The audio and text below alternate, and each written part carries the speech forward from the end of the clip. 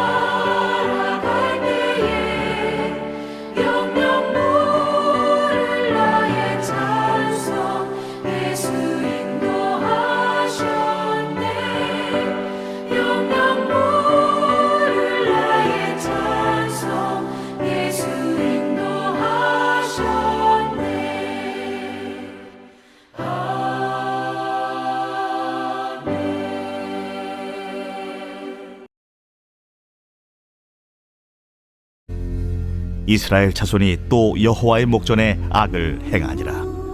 이스라엘 자손이 여호와의 목전에 악을 행함으로 여호와께서 모압 왕 에글론을 강성하게 하사 그들을 대적하게 하시매 에글론이 암몬과 아말렉 자손들을 모아가지고 와서 이스라엘을 쳐서 종려나무 성읍을 점령한지라.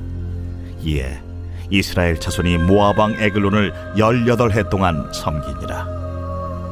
이스라엘 자손이 여호와께 부르짖음에 여호와께서 그들을 위하여 한 구원자를 세우셨으니 그는 곧 베냐민 사람 게라의 아들 왼손잡이 에훗이라.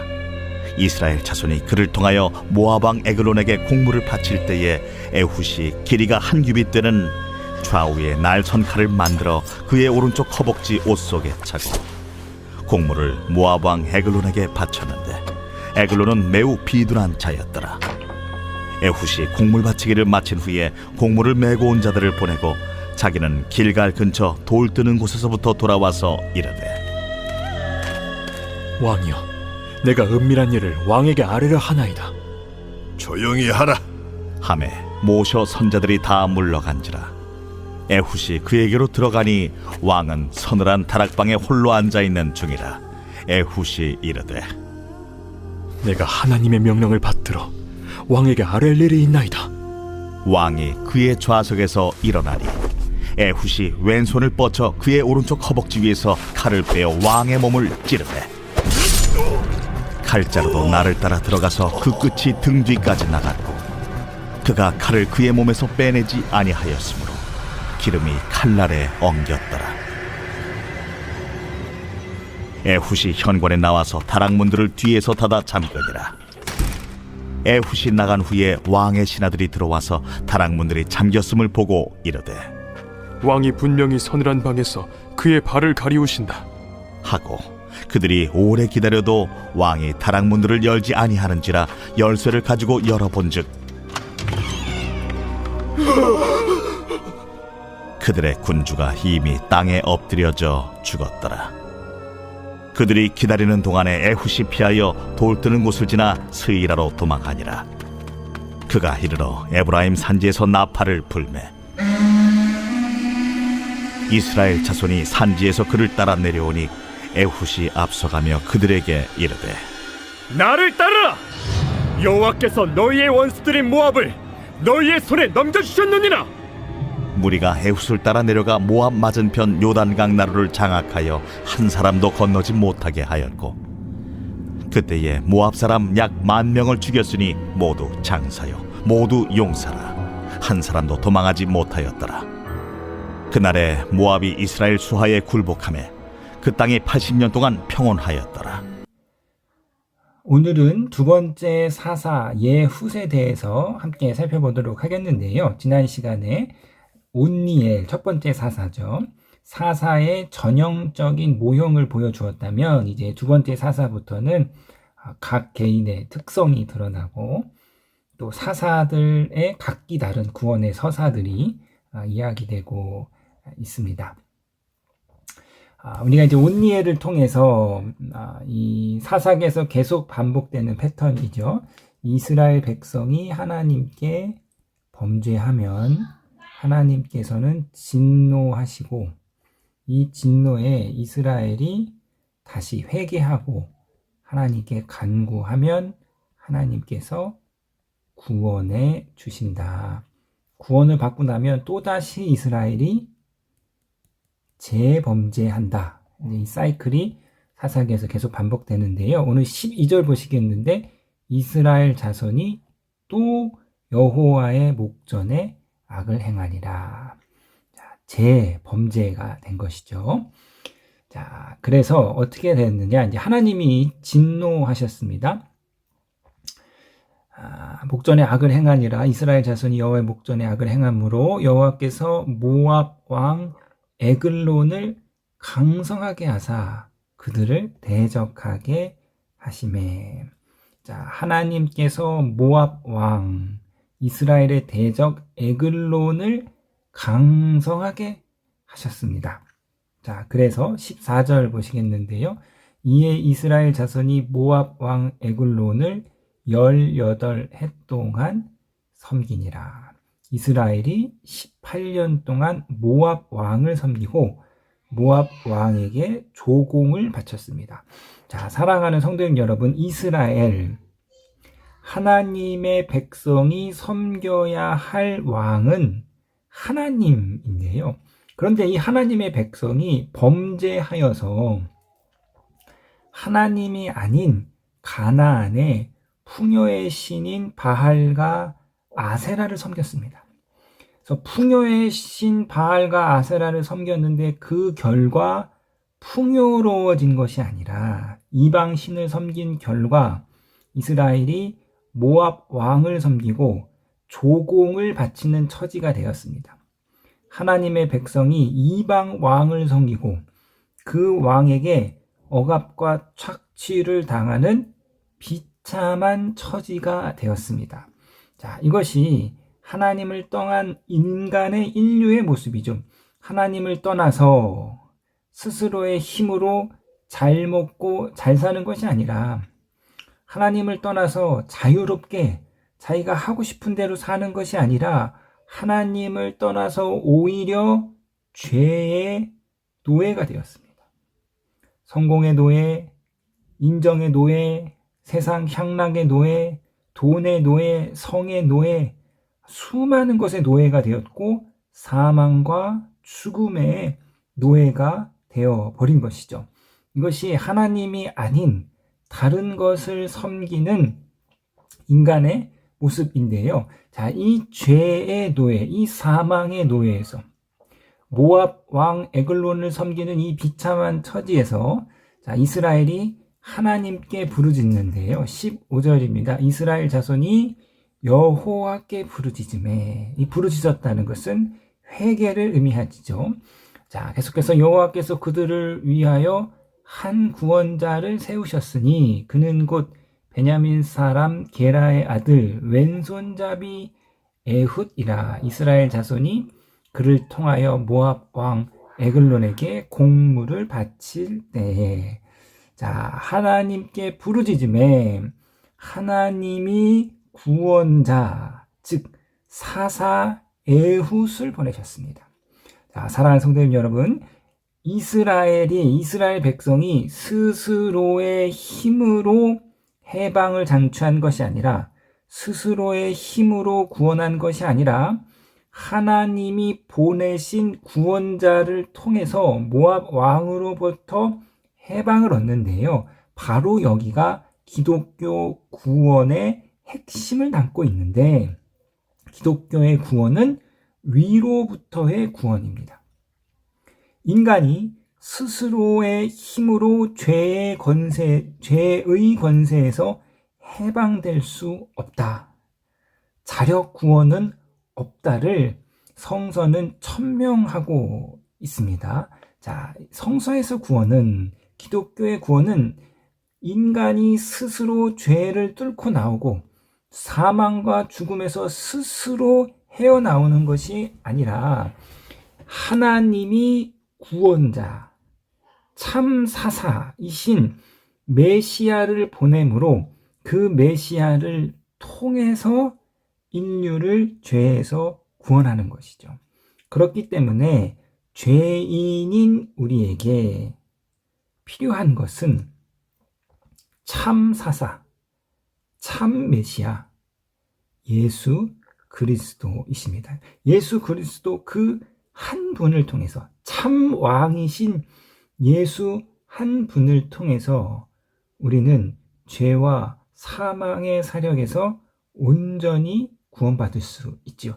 하나님께서 사사를 보내서 범죄한 이스라엘을 구원하셨듯이 하나님께서 오늘도 우리 가운데 주 예수를 보내심으로 우리를 죄에서, 사망의 세력에서 구원해 주십니다.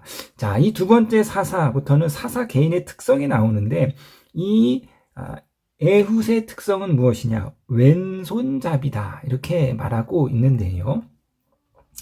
왼손잡이다, 이거를 원어를 좀 직역해 보면은 오른손이 묶인 자다, 이제 이렇게 할 수 있습니다. 그래서 일부의 학자들은 에훗이 이 오른손에 장애가 있는 사람이 아닌가, 이제 이렇게 볼 수 있는 거죠. 왼손잡이라고 볼 수도 있고 오른손에 장애를 가진 사람으로 볼 수 있는데, 왼손잡이든 오른손잡이든 어찌하였든 이것은 에훗이 갖고 있는 약점이고 흠입니다.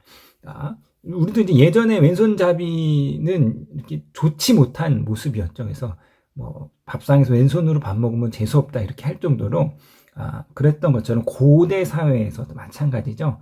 항상 이 오른쪽이 좋은 쪽이고 오른쪽이 먼저입니다. 왼손잡이는 고대 사회에서도 좋지 않은 모습, 부정적인 모습이었습니다.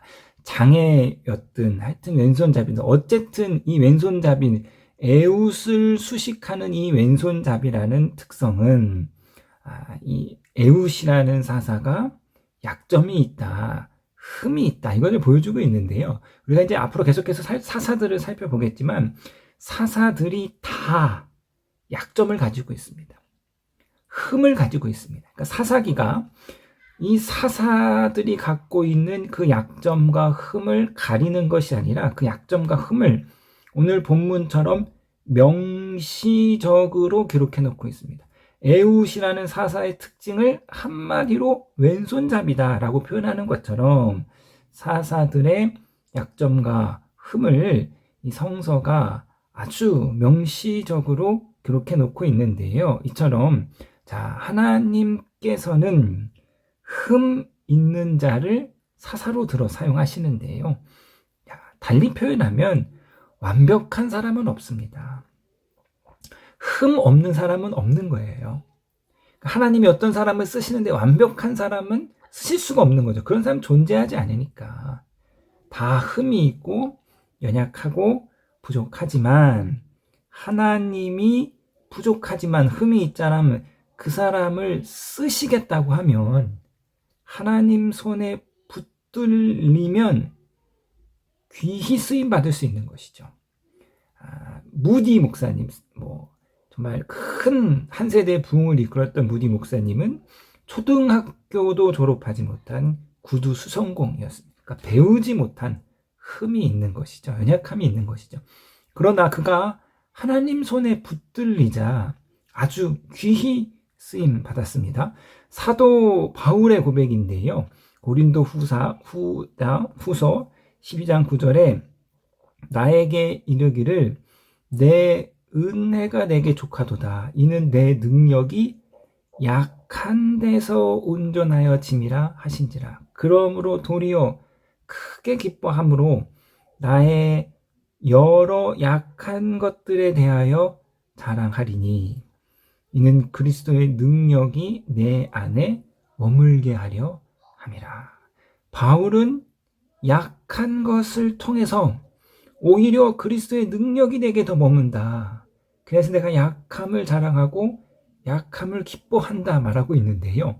자, 오늘 이 에훗의 구원의 서사 속에서도 오히려 에훗이 왼손잡이였기에 오른손으로 칼을 쓰지 못하는 자였기에 이 모압 왕 에글론이 큰 적대감 없이 에훗을 독대할 수 있었던 것이죠. 저 왼손잡이가 저 장애 있는 자가 뭐 나한테 위협이 되겠어. 오히려 약점이 하나님의 뜻을 이루는 귀한 통로로 사용될 수 있습니다. 자, 사랑하는 성도님 여러분, 흠없는 사람이 없죠. 약점 없는 사람이 없습니다.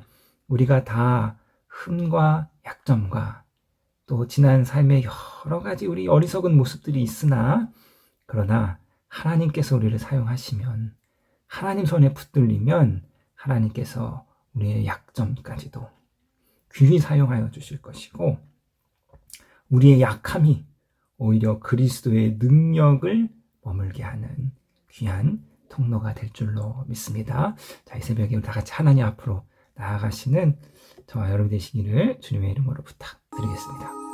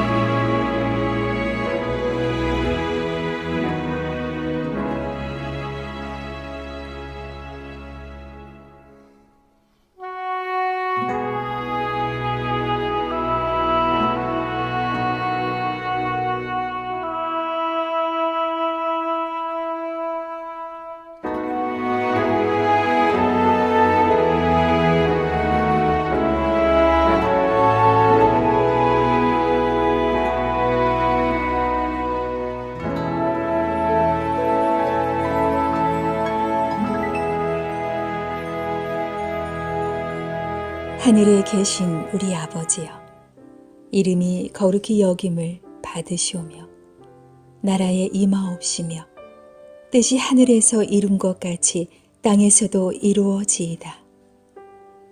오늘날 우리에게 일용할 양식을 주옵시고 우리가 우리에게 죄 지은 자를 사하여 준 것 같이 우리 죄를 사하여 주옵시고 우리를 시험에 들게 하지 마옵시고 다만 악에서 구하옵소서. 대개 나라와 권세와 영광이 아버지께 영원히 있사옵나이다. 아멘.